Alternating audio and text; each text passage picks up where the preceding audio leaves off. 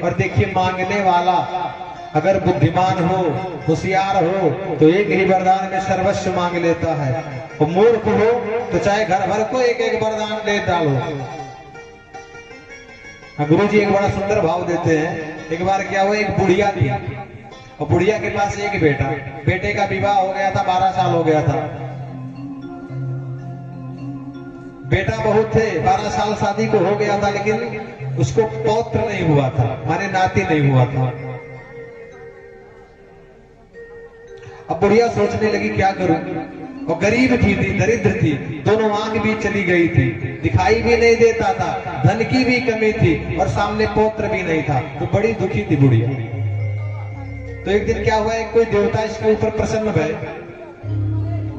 और आकर के बुढ़िया माई से कहा कि माई वरदान मांग ले जो मांगना है, लेकिन एक ही वरदान दूंगा, ज्यादा नहीं मांगना है, बस एक वरदान तुम मांग लो अपने हिसाब से जो मांग सकती हो। अब बुढ़िया सोचने लगी अपने मन में कि अगर मैं मेरे लिए आंख मांग लूंगी तो पौत्र भी नहीं होगा, धन भी नहीं मिलेगा, गरीबी नहीं जाएगी।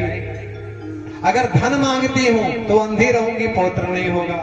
अगर पौत्र मांगती हूं तो अंधी भी रहूंगी, धन भी नहीं होगा, क्या करूं? तो सोच समझ करके बुढ़िया कहने लगी, हाँ महाराज एक ही मांगूंगी। देवता बोले हाँ ठीक है, एक ही मांगना। तो बड़ी बुद्धि लगा करके एक ही वरदान मांगा।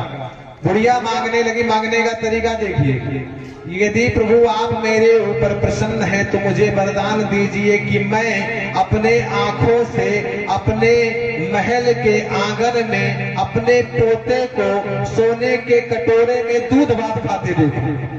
एक ही वरदान में मांगा। अब एक ही वरदान में मांगा तो सब कुछ मांग लिया।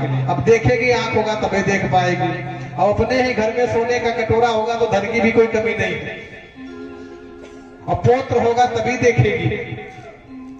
तो एक ही वरदान में सब मांग लिया। और मांगना ना आए तब एक घर में 3 लोग, माता पिता बेटा, और तीनों हमेशा लड़े।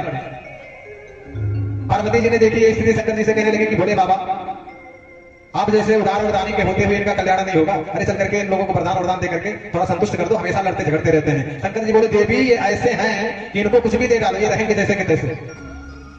पार्वती जी कहने लगे कि नहीं सरकार, चल करके कम से कम ज्यादा नहीं तो एक एक वरदान तीनों को दे दो। शंकर जी बोले जब नहीं मानती हो तो चलो।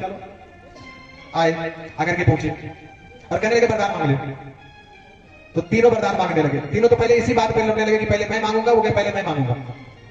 तो पार्वती मैया ने नंबर लगा दिया, पहले माता फिर पिता फिर बेटा।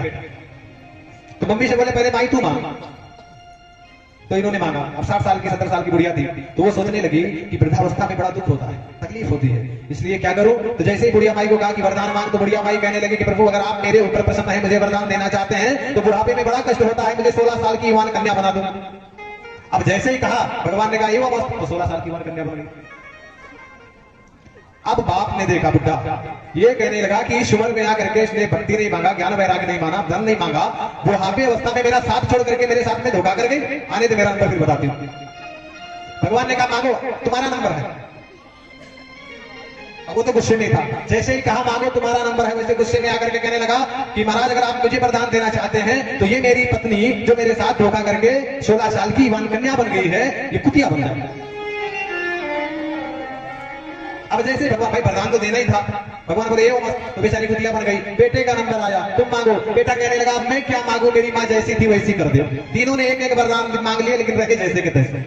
मूरख हृदय न चेत जो गुरु मिले विरंच सम। प्रताप भानु एक ऐसे राजा